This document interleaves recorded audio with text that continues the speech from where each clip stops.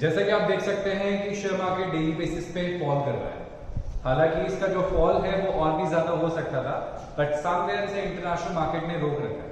अब international market में क्योंकि इंक्रीमेंट आ रहा है डेली बेसिस पे, जिस वजह से इंडिया का शेयर मार्केट भी इतना ज्यादा गिर नहीं पा रहा है जितना ही गिरना चाहिए था। इंडिया का शेयर मार्केट और ज्यादा गिर सकता था, बट अभी इसको रोक रखा है इंटरनेशनल मार्केट ने। तो इसीलिए हम देख सकते हैं कि इंडिया का जो मार्केट है अभी गिर तो रहा है, बट बहुत ज्यादा नहीं गिर रहा है। देखिए, जो मार्केट एक साल पहले 38,000 हुआ करता था, एक साल के अंदर अंदर वो 52,000 कैसे पहुंच सकता है? पहुंचेगा, बहुत अच्छी बात है, ठीक है, मगर कहीं ना कहीं उसका करेक्शन तो आएगा। एक चीज कब तक ऊपर जा सकती है? एक टाइम तो उसका नीचे आना जरूरी है। मार्केट में करेक्शन आना जरूरी है। मार्केट इतना स्ट्रांग भी नहीं है, मार्केट के फंडामेंटल्स इतने स्ट्रांग भी नहीं है कि मार्केट को सीधे ही 52,000 51,000 समथिंग पहुंचा दिया। तो बेटा मार्केट तो गिरना जरूरी था ही, तो मार्केट तो गिरेगा ही गिरेगा। अभी मार्केट चल रहा है समवेयर कितना? अभी मार्केट चल रहा है 47,949, ठीक है। अब ये 47,949 यही नहीं रुकेगा, मार्केट और भी गिरेगा। हाँ, हालांकि मार्केट ये नहीं है कि मार्केट गिरता गिरता 38,000 वापस आ जाए, उतना तक मार्केट नहीं गिरेगा, बट समवेयर मार्केट के चांसेस है कि मार्केट करेक्शन करते करते अपने आप को 44,000 तक लेके जा सकता है, जो मैंने कैलकुलेशन देखी है और जो मार्केट की कैलकुलेशन में देख के प्रिडिक्ट कर पा रहा हूं अभी मार्केट को देख के, वो ये है कि समवेयर 44-45,000 तक इसका मैक्सिमम दिख रहा है कि हाँ ये इससे फॉल तो नहीं करेगा, क्योंकि समवेयर मार्केट में हमारी जो कंपनीज है, कई सारी कंपनीज ने स्ट्रॉन्ग सेंटिमेंट्स डेवलप करे हैं, स्ट्रॉन्ग ग्रोथ डेवलप करेंगे, जिस वजह से वो इतना ज्यादा फॉल नहीं करेगा। तो आप देख सकते हैं कि सेंसेक्स को कहीं ना कहीं नेस्डैक ने रोक रखा है। नेस्डैक हो गया, ठीक है, दूसरे जो इंटरनेशनल मार्केट हो गए, उस तरीके के मार्केट ने अभी भी इसे रोक रखा है। ये मार्केट लास्ट ईयर तो गिरा था, लास्ट डे तो गिरा है, बट समवेयर अगर इसकी 5 दिन की ग्रोथ देखी जाए तो 5 दिन में मार्केट क्या कर रहा है? सिर्फ ग्रोथ ही दिखा रहा है। तो सिंस से 5 दिन से लगातार ग्रोथ दिखा रहा है, जिस वजह से क्या है, जिस वजह से, ठीक है, सेंसेक्स क्या कर रहा है, सेंसेक्स भी, इंडियन मार्केट भी क्या कर रहा है, कहीं ना कहीं ग्रो कर रहा है, because we are internationally connected. तो आज मैं आप लोग के लिए कुछ इस तरीके के शेयर्स लेके आया हूं जो इस तरीके की गिरावट वाले टाइम पे आपको परचेज कर लेने चाहिए।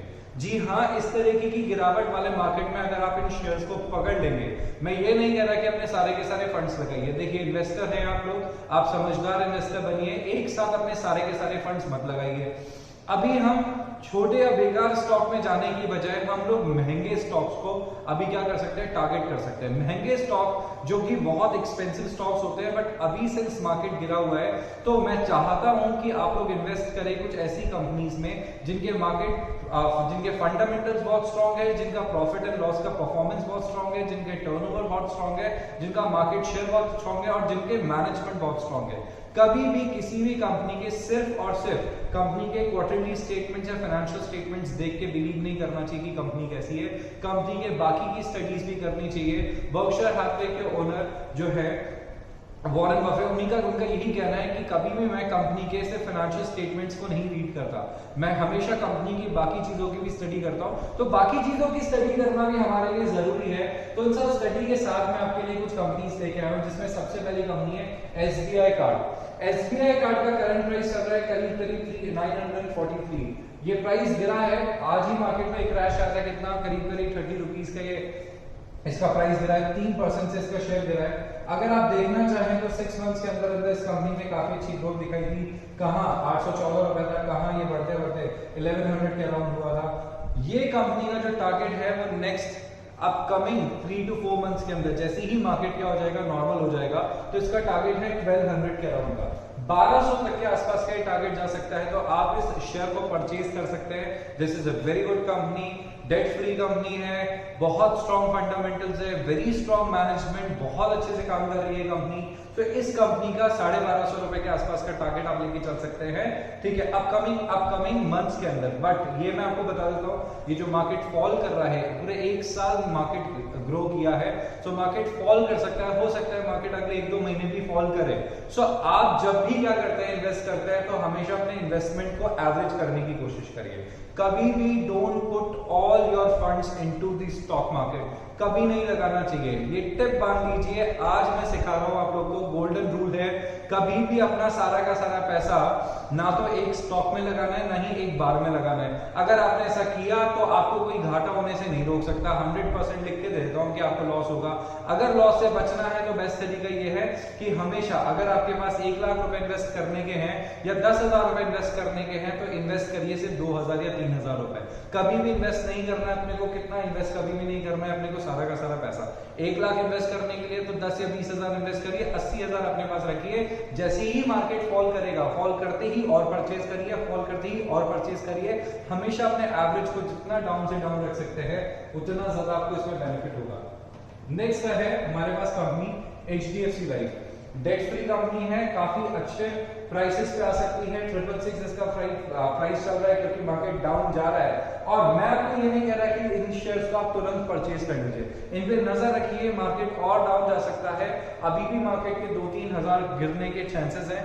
अगर मार्केट 2-3 हजार और गिरता है तो हमारे लिए बहुत अमेजिंग स्टॉक बन जाएगा इसको परचेज कर पाना, क्योंकि हमें ये जो शेयर है ये काफी अच्छी प्राइस पे अवेलेबल हो जाएगा। अगर ये आपके पास 650, 640, 630 के राउंड पे आता है तो डेफिनेटली आप इसे परचेज करना मत रोकिएगा।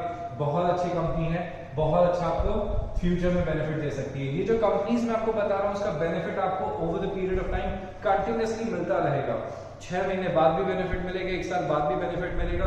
और ये कंपनीज ऐसी हैं जो आने वाले टाइम में आपको बहुत अच्छा बेनिफिट देगी। और इनमें सबसे अच्छी बात यह है कि ये कंपनी सबसे ज्यादा सेफ है।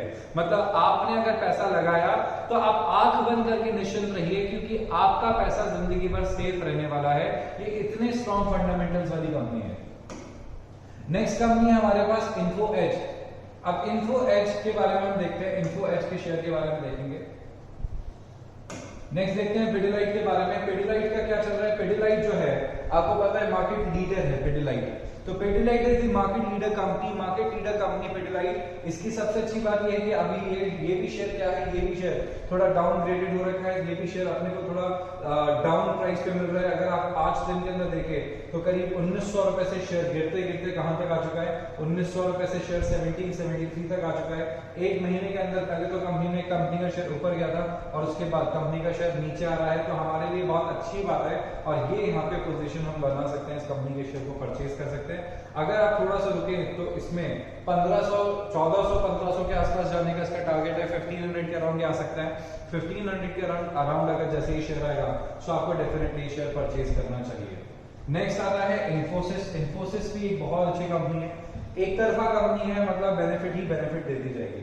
तो इन्फोसिस अब इंक्रीज हुआ है, देखा जाए तो 5 दिन का डेटा अगर देखें इन्फोसिस का तो 5 दिन पहले इन्फोसिस करीब 1450 के आसपास चल रहा था।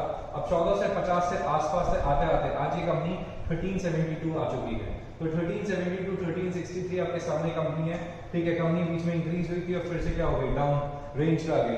कहीं ना कहीं एक जो कंपनी से 30, 40, 50 रुपए का आपको एक दिन में बेनिफिट दे सकती है। तो ये कंपनी बहुत अच्छी कंपनीज है जहां पे आपको कंटिन्यूअस इन्वेस्टमेंट रखना चाहिए।